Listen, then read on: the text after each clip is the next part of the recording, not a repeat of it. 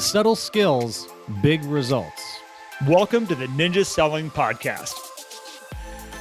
Welcome back to the Ninja Selling Podcast. Matt and Garrett are back with you again. We have a great episode for you today. Before we get started, though, we want to let everybody know who's listening. If you want to go check out where all the information that Matt and I talk about, go to ninjaselling.com. You can find all upcoming events. You can find all about the coaching program, where, again, Matt and I spend the majority of our time hanging out. And if you also want to be part of a larger group of people that listen to the podcast and share ideas and grow together, please go check out our podcast community in the Facebook group, the Ninja Selling Podcast. Again, we got almost 12,000 people in there. We're growing quickly. Love seeing this group grow. Amazing people in there, amazing topics and chats, and look forward to seeing more in there. So let's jump right in this, Matt. Good morning. How are you, sir? Yeah. Good morning, Garrett. I'm feeling like a bag of wet concrete a little bit this morning. I think that's what we arrived at. We had to do a little mindset adjustment for Matt. When Matt got on the call. No, it wasn't a mindset. I'm a little sick. I'm a little congested, and I just wasn't feeling great. So I told Garrett, I was like, I don't feel like garbage, but I feel like a tiny little wastebasket. I'm not like that sick. I'm not like sick, but I'm just not feeling 100%. And so now you're like, oh, that's too negative. So we had to switch over to wet concrete. He's a wet bag of concrete. I am a sunrise. That's what we've decided I am today. We've decided to pick your own adventure, how you want to project yourself into this wonderful, glorious day that we have. And I am a sunrise. Matt is a wet bag of concrete. Yes. So yeah, other than congestion, Garrett, I'm doing great. Very grateful to be here with you. Welcome to the podcast.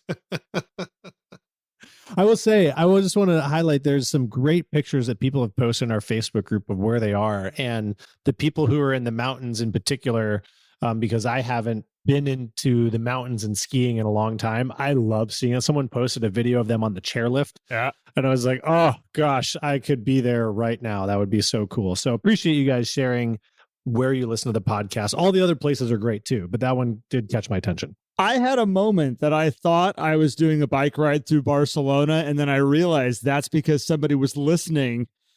Now, they were on their Peloton going through the streets of Barcelona, but I was very excited to see that. That was awesome. We're international. It's amazing. Because of Peloton. Well, Garrett, we do have a fun topic here today, which is a topic that comes up a lot in coaching and things, which is texting. Can I text? Does texting count towards my live 50 interviews each week? Is texting ninja? And it's kind of like a bag of worms in a way, but that's what we're going to talk about today. Texting versus calling. What should you be focused on? And where is the value in texting versus calling? I think that's, Matt, the interesting thing you said of where is the value with it. And that we got to kind of unpack that first, because a lot of people go, but my text messages do make a connection. And I do talk to people through text, and they've got to count. And I think the big picture we need to start with is making the interactions that we want to make with people on the level that we know is going to make Ninja really come to life, where you're going to at the end of the year, go, man, my business is so different than what it was before. This is where texting can kind of lead you a little off track if you decide to say, oh, I'm just going to do that because it feels better for me and it feels better for my clients. It's like, well, that's great, but you're not going to get the end results that you want. You will connect with people. You will technically build some better relationships. But when it really comes to producing these crazy, amazing relationship results, we just don't want people to be misled that that's going to be the piece that's going to make that happen. Yeah. I think we need to kind of start there. Yeah, I agree. I think texting can be a fantastic tool. It kind of fills in the gaps, right? I mean, Garrett, I look at flow as this big, broad spectrum, right? And on one side of the spectrum, you have very, very high touch, high value, face-to-face conversations. And then just right next to that, you have the phone call, and you start to go all the way down to the other end of the spectrum, which is full on auto flow, right? Postcards and, the one-to-many communications, something that you could literally send to anybody. There's value across this entire spectrum of flow. And we do want to make sure we're utilizing different parts of the spectrum, and text is on the spectrum, but it's not as high as phone calls or face-to-face. And so this kind of came up too. Somebody was saying like, yeah, if this has actually come up many times. People have said this. I'm leaving voicemails, people aren't returning them. Maybe I should just text people, and a lot of people say, yeah, I text now before I call and all that stuff. And I think text message can be a great catalyst to a phone call. However, if you are counting your text messages as forward conversations, we are missing an incredible opportunity, because the people that I know that are killing it, Garrett, the people that are in our coaching program that are putting up high numbers, like they're on the phone. Yeah. A lot. You mentioned the spectrum, and let's kind of have fun with this. Let's take this away from texting and whatnot for a second. I'm going to kind of lean into like lunches. And we can, by the way, this spectrum exists with every ninja system that there is. It exists with real estate reviews. It exists with handwritten notes. But we're going to use lunches for an example here for a second in the way that I coach it. So you can have a coffee. You can go to breakfast with somebody. You can go have a lunch with somebody. You can go out to dinner with somebody. You can have dinner at their house. You can bring them to your house and have dinner. These all count towards a technical lunch for your business. At the same time, though, a coffee's very, very, very safe. We've all been on coffee dates. We've all taken somebody out. Let's just change this, Matt, for a second into the dating world. Okay, let's take this out of real estate altogether. We're in the dating world. And a coffee, if you wanted to date somebody and try to build a relationship with them, do you want to go grab a cup of coffee?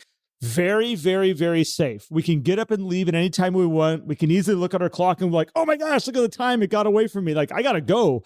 And you can jump in the car and you never have to go back to that date ever, ever, ever again. At the same time, you can assess, do I want to meet with this person going further? At which point we might have a lunch. Lunches are a little bit more of a commitment. There's a little bit more interaction. We have to wait till the bill comes. But at the same time, we're going to get a chance to ask more forward questions, get a chance to know this person a little bit better. What are their likes? What are their interests? What kind of drives them? Again, whether it's real estate or you're trying to date somebody, like this is your progression of building a strong relationship, but you need the time to ask forward questions. Now we go to dinner. If I was to go to somebody back in my dating world and you say, hey, do you want to go grab dinner with me? This is where all of a sudden the relationship kicks up, where people are starting to ask questions. Okay, where is this going? It's a date. It's a date. It's a date at that point, right? Just the two of us? Or like, are we bringing friends? Or like, what does this mean? Like, no. Just the two of us. We're going to go. Now we got a longer period sitting down. We have more forward questions where it's a more intimate setting, more engaged. How about dinner, Matt, at your house? You invited me into your house when I was there with my kids. That took our relationship and was like, yeah, here I am in your environment, getting to see your family, eat at your table. You did bring food in, but we're not going to talk about that. You didn't make food for me, but but we have this intimate now relationship. I got to introduce you to my kids, and we got to have this great kind of connection. They got to meet your wife. Like all of a sudden, like energy even more. I had somebody I was coaching years ago. She was so funny, older lady. And she says to me, well, breakfast has to be the highest level then, right? And I said, why would you say that? She goes, well, they obviously spent the night. I'm like, okay, hold on a second. I'm like, are we talking about real estate or are we talking about? It's like dinner and breakfast. So the reason I'm saying that, Matt, is like all these things have this spectrum that they're on. And when it comes to our communication style with people, we just need to understand, as you said, where text messaging is on the spectrum. Yeah. And there are way better ways, but sometimes because people had a couple bad experiences where somebody didn't call me back, so I'm just going this route, or I called all these people and nobody's picking up the phone, so I'm just going to do text messaging because my people like text messaging. Instead of just giving in to the easy route of, well, I'm just going to do coffees because it's hard to set dinner appointments at my house. Like, understand the value of the connection that you're having with this person. And instead of giving into the easier way, understand the purpose of the easier way and try to engage on the more personal relationships. It will take your business to an upper level. Does that make sense? It does. And I think if we bring text messaging back into this, if you're looking at like, here's my touch points of how I'm going to follow up with people, I'm just going to send them texts every month or every quarter, right? And that's going to help me stay top of mind. And you know what? You're probably right. It will help you stay top of mind. However, you're not going to get a lot of information back the other direction. And the whole purpose of a phone call is so that we can learn about the other person. And so I always started thinking like, well, if we're switching to text message, who are we thinking about? Are we thinking about ourselves or are we thinking about the other person? Now, I do think text messages can be great. If you aren't getting feedback from people and you're like, hey, I do just want to drop a text. I saw that Garrett was, he was racing his car over the weekend and I'm curious how it went. I got a busy day, but I still want to have an interaction. Maybe I'll drop a text. Awesome. Great. That text message could lead to a phone conversation, which now we get to check the box and say, hey, had a live interview with Garrett this week. I just had it happen this last race we did.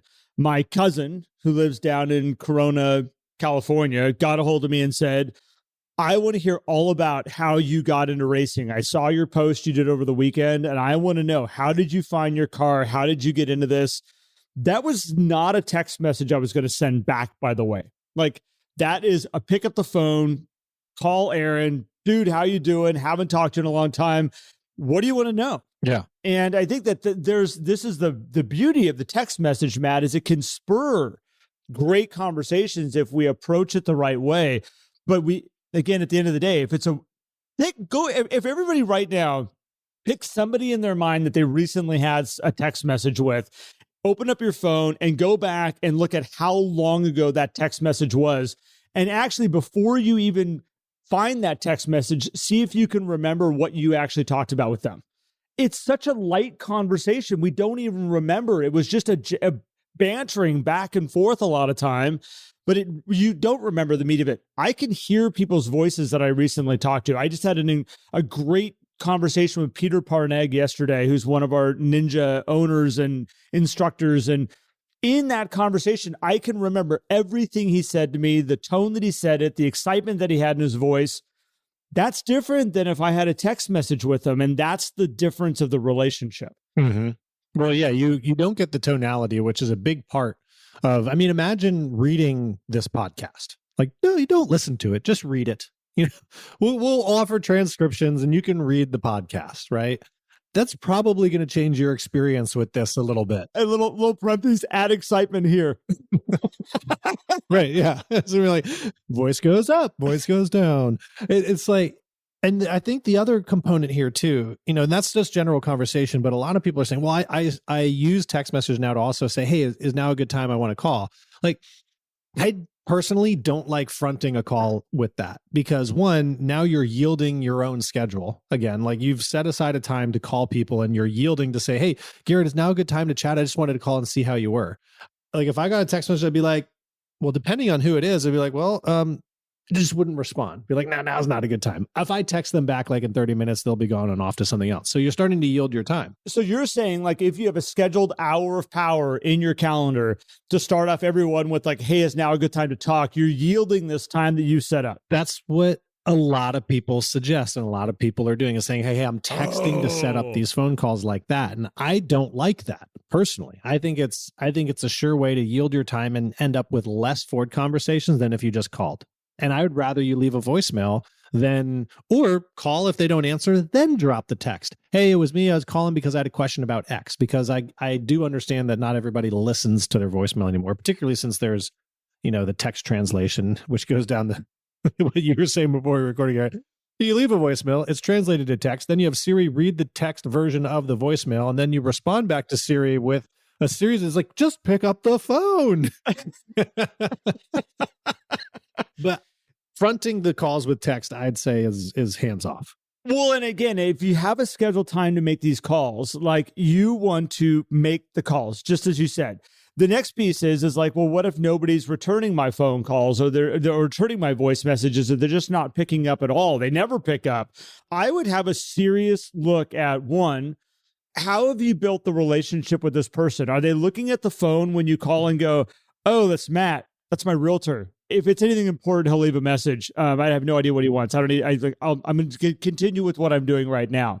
Or have you built a relationship where they look at it and they go, hey, it's Matt. I love talking to Matt. Matt's such a good guy. Hey, should I pick it up? And they might say it's important to me right now. And I hope they do. Or they might go, if he needs something, I'll get back to him. At which point, if he leaves a voice message and Matt says to me, I'm so curious to hear how Jocelyn and Celeste are doing right now. I've been thinking about them. How is Jocelyn doing now that she's home? Has she figured out a job yet? And then I'm curious how Celeste is doing off in college. That is going to be warrant of me picking up the phone and being like, dude, Matt, oh my gosh, okay, how are you? And we can have that conversation. Sometimes when I ask somebody, can you please tell me the voice message that you left that you're so bent that nobody actually called you back over? And the minute they give me the voice message, I'm like, dude, I wouldn't call you back. Like, there's no reason to call back. It's this little fluffy message of like, just thinking about you. And hey, if you have time, but don't worry about it. You don't need to call me back. I was just calling just to say hi. Hope you're doing well. Hope to connect with you soon. Oh yeah, I'm racing to pick up the phone to be like, yay, this is gonna be a fun conversation. Like, and I should add that a lot of text messages probably go out like that too. Like, hey, it's me, just thinking about you. Hope that you're having a great day. And if that's a regular thing that you do, it's part of a flow program that also has all these other things. Maybe that's okay. But if you're doing that in hopes that they're going to call you off of that, it's probably not going to happen. I mean, I look at it this way. My CRM does it for me automatically, Matt. Well, I look at it this too. Is like, listen, our job is to pay attention to these people and take care of them. Their job is not to pay attention to us. So don't take it personally if somebody doesn't call you back either. Oh, write that down. Wait, Matt, can you say that again? Absolutely. That needs to be, we're going to quote Matt on this one. Our job is to pay attention and take care of these people in our database. Their job is not to take care of us. I want to make you say it one more time, but I won't do it. Keep going. That was so good. So when we leave a voicemail, like, man, I called Garrett and he didn't call me back. It's like, Garrett's got a busy life. He's probably doing some other stuff. He's got a whole nother job. Like, we get to use our job time to call Garrett. Sometimes he's busy and he won't call back. But you know what? I find a lot of times on that third or fourth call, you guys, and Garrett's like, oh man, thank you so much for calling me all these times. By the way, I've been meaning to call you back. I appreciate you asking questions about my family. It's just been crazy over here. But hey, how are you? That's what typically happens by the time you do get connected with somebody. And sometimes I do get the third message, and because it's not business. It's nothing that's urgent. It's nothing that's like needing to have the conversation right now, but it's not like I'm going, damn it, if Matt calls and asks me about my family one more time, like I'm going to lose my mind. Like, that's never there. It's more of I really need to give him a call back. Like, I just need to connect with them. Like, and it's never an ill feeling of like, I can't believe it's taking this long for me to call you back. Yeah. It's usually a very, very, very good phone call. Always is a good phone call. Not usually, it always is. Yeah. So it is. And so, I guess this is a way of saying, like, don't substitute texts for calls. I think there's a place for text messages. I think it's a great opportunity to fill in the gaps of our flow with people. Right. I'm not ready to be done with this. You sound like you're wrapping this up. I'm not ready to be done with this. I'm not. Okay, good. No, I'm not done. I'm not done. There's more. But wait. Okay. There's more. The other thing we need to understand, and Matt, I'm sorry to cut you off, but the other thing that I need is to make a point. I'm a ray of sunshine today. Remember that? I'm just a wet bag of concrete that's getting solidified by this ray of sunshine as I sit out there on the driveway. Just, So the other piece we need to remember is that text messages, words alone on their own, lead for so much miscommunication. Oh, gosh. And when we look at just the written word, emails, text that could send people's way, I'm notorious for writing texts that people will like, more so if they get, my wife will be like, are you mad at that person? I'm like, no, I'm not mad. I'm just trying to get the point across. I'm moving quick. I got things I need to say real fast, moving along. And they're like, it seems like you're mad. And it's just the written word. They can't see the inflection. They can't hear the humor unless I put a little smiley face at the end of it and an emoji to be like, ha, ha, ha, see, I'm laughing. This was supposed to be funny. And then like, oh, I get it. It was a joke. Like, there's all these elements that you need to put into it to bring the emotion in, where when you just are on the phone with somebody, you get to bring that emotion. They get to hear your tonality. They still can't see your body language. And this is why when we look at the spectrum, Matt, do we move up, like, what is it? It's like 90% of communication is through body language. Mm-hmm. It's like some crazy amount that is your body. Yeah, it's like 7% is your words, 30 something is your tonality, and the rest is body language. That's what it is. I was lumping tonality and body language together to get away from just the written word. Yeah, which comes up to 93, which is, look at that, a lot. So that I think we need to understand is that in our forms of communication, 80% of all just written word are open to misinterpretation or misunderstanding. So again, it's a crappy way of communicating with people, especially when you're trying to build a relationship with somebody. You have all these other tools in your tool belt on this crazy spectrum that you get to work with, where it's like, can I hear their voice and let them hear my voice? Can we set up a way that I can be successful with that? And how can we lead that to sitting down over a cup of coffee with somebody? So I can see their body language. I can see them leaning in, excited to be there, laugh with me, have fun with me, build that energy. Like that's a much larger form of communication. And we just need to own what this is. You don't want to yield to it, though. You don't want to just say, no, I've not been good at that in the past, so I'm not doing that. I'm just going to text moving forward. That's a shame. It is. Well, and I think relating it to your dating example, I mean, imagine trying to build a really high quality relationship with someone where all you have is text. Now, if you are an incredible writer, maybe that'll work for you, but then you're probably not a realtor. You're probably writing books or something, right? But if you yield just to text, it's going to be a problem. And so this is where I wanted to go to, Garrett, is like, don't replace the phone with text, but you can use this together, right? And I look at this as, oh man, well, if I do have my top 30 people or my raving fans, top 30, 50, whatever it is, what I meant to say is these people that I talk to every 30 days, and I want to have some additional touch points. This is where the text can come in and play a really great role, because now you can have additional soft touch points in between our live interviews and other things that we do that can help kind of boost that relationship. I don't think you can build a relationship necessarily from scratch via text, but using text to even just set up an in-person thing.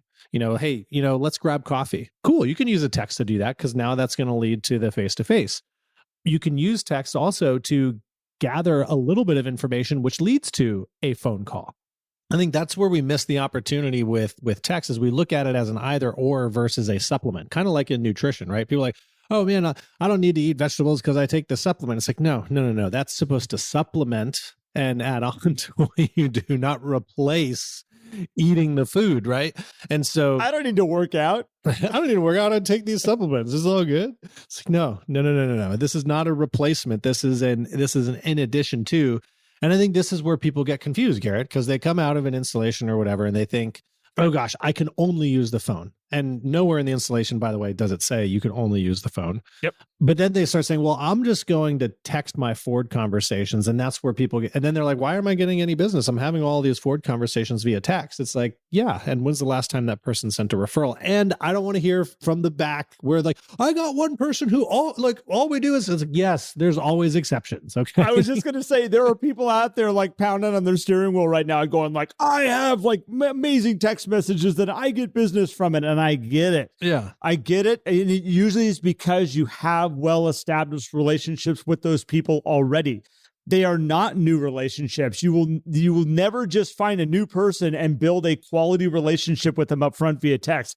I have amazing relationships with people, and we banter all week long through text, but it is built off of an incredible relationship and actually what I have found is my best relationships weren't even built over the phone. They were built over face-to-face.